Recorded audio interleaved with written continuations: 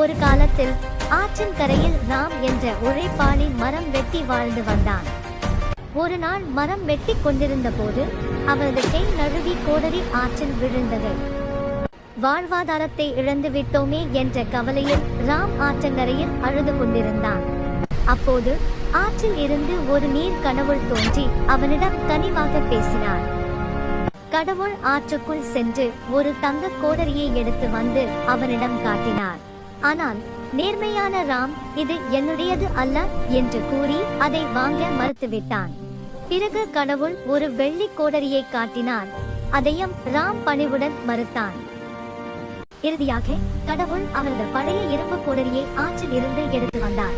அவரது உண்மையான நேர்மையை பாராட்டி கடவுள் 3 கோடரிகளையும் அவனுக்கே பரிசாக வழங்கினார். நேர்மையே சிறந்த செல்வம் என்பதை உணர்ந்த ராம் மகிழ்ச்சியுடன் தன் இல்லம் திரும்பினான்.